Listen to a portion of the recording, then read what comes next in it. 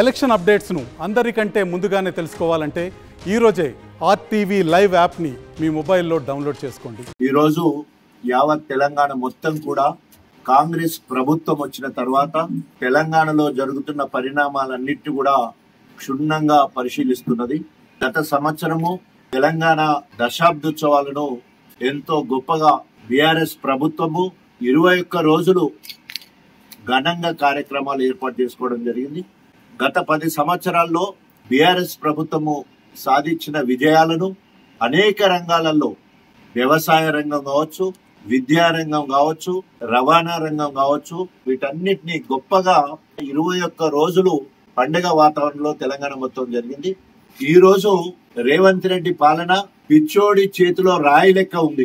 6 నెలలు ఆకిలి ఊడకపోతే ఏ రకంగా చెత్త పడుతుందో చూసి ఈ 6 నెలలు ఎలాంటి అభివృద్ధి చేయకుండా ఇక చూసినా చెత్త పడ్డదనే చెత్త రాజకీయాలు చేస్తా ఉన్నాడు రేవంత్ రెడ్డి గారు. అనేక మేధావులతోటి, శాస్త్రవేత్తలతోటి, న్యాయ నిపుణులతోటి అందరూ కలిసి తెలంగాణ లోగోను తయారు చేయడం జరిగింది. గొప్పగా తెలంగాణ అంటేనే హైదరాబాద్ లో ఉన్న చార్మినార్, అది ప్రపంచం మొత్తం కూడా భారతదేశంలో ఉన్న మాన్యుమెంట్స్ లలో హైదరాబాద్ రాగానే ఫస్ట్ గుర్తొచ్చేది చార్మినార్. చార్మినార్ కట్టి 400 సంవత్సరాలు అయితే 400 సంవత్సరాల దశాబ్ది ఉత్సవాలను గొప్పగా కాంగ్రెస్ హయాంలో చేయడం జరిగింది. ఈ రోజు అదే కాంగ్రెస్ చార్మినార్ ఆనవాళ్లు లేకుండా తెలంగాణను చూపించాలనే ప్రయత్నం ఎంత సిగ్గుచేటు. అసలు తెలంగాణ ప్రజలకు ఏం చెప్పబోతా ఉన్నారు? ఓన్లీ ఎవరి ఆనవాళ్లు తీయాలనుకుంటున్నారు?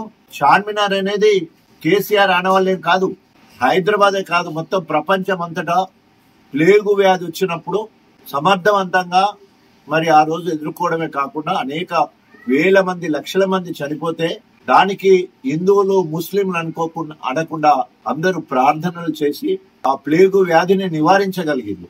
ఆ రకంగా అప్పుడున్న గోల్కొండ రాజధానిగా ఉంటే ఆ రాజధానిని హైదరాబాద్ షిఫ్ట్ చేసి చార్మినార్ కట్టడం కాకుండా భాగ్యలక్ష్మి టెంపుల్ ను ఒక పక్కన, మక్కా మసీద్ ను దాని పక్కనే ఏర్పాటు చేసి మత సామరస్యానికి ప్రతీకగా నిలిచే చార్మినారు.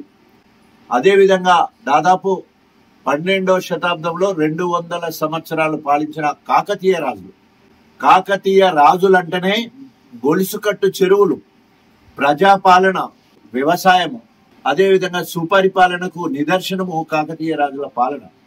కళా నైపుణ్యము ఆ రోజు ఉన్నదానికి నిదర్శనంగా అందుకనే కాకతీయ కళాతోరణం అని పేరు పెట్టారు. కళాతోరణం అంటే కళలు వర్ధిల్లాలి అనే విధంగా గొప్పగా చేస్తే మరి తెలంగాణ రాజముద్రలో వీటి రెండింటిని పెట్టడం జరిగింది.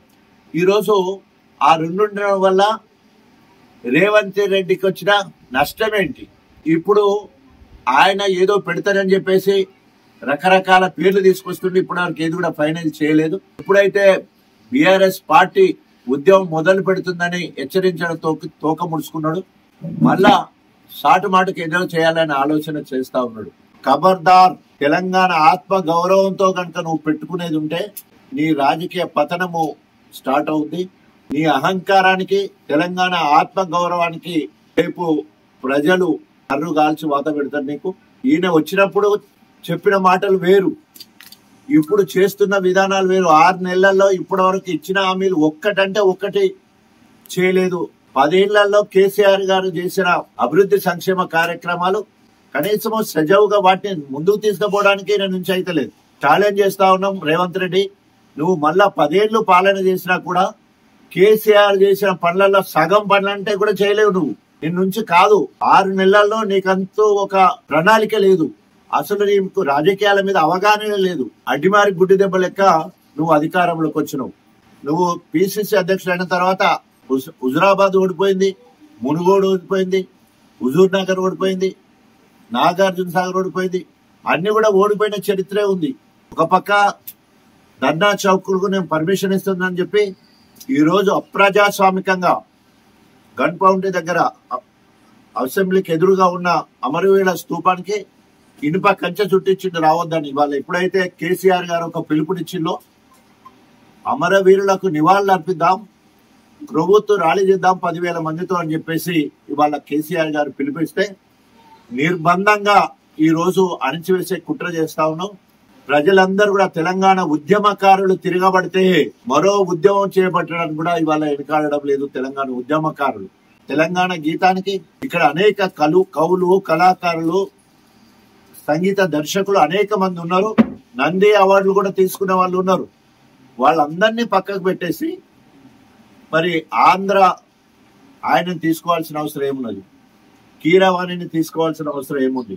మన వాళ్ళను మనం గౌరవించుకోవడంలో ఉన్న గొప్పతనము ఆంధ్రోళనను గౌరవించాల్సిన పరిస్థితి ఎందుకు వచ్చింది?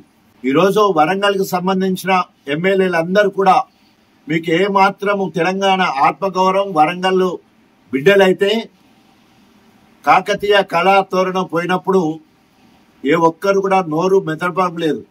ఇంకొక అడుగు కడియం శ్రీహరి ఒక మాట మాట్లాడతాడు, మొత్తము నేను ఆనాడు వరంగల్ ను 6 ముక్కలు చేస్తుంటే వద్దన్న నా మాట లేదని చెప్పేసి. మరి ఇప్పుడు ఎక్కడ పోయినావు? కాకతీయ కళాతోరణాన్ని తెలంగాణ ముద్ర నుండి తీసేస్తుంటే నువ్వు ఏం చేస్తున్నావు? గాడిది పనులు తోముతున్నావా? అభివృద్ధి అభివృద్ధి అని గణపురం అభివృద్ధి చేస్తారని చెప్పి పోయినావు కదా. తెలంగాణ కాకతీయ కళాతోరణం లేకుండా చేయడమేనా నువ్వు చేస్తున్న అభివృద్ధి? మరిన్ని వీడియోస్ కోసం ఛానల్ ని సబ్స్క్రైబ్ చేయండి. లేటెస్ట్ అప్డేట్స్ కోసం వాట్సాప్ ఛానల్ ని ఫాలో చేయండి. అండ్ లింక్ డిస్క్రిప్షన్ లో ఉంది.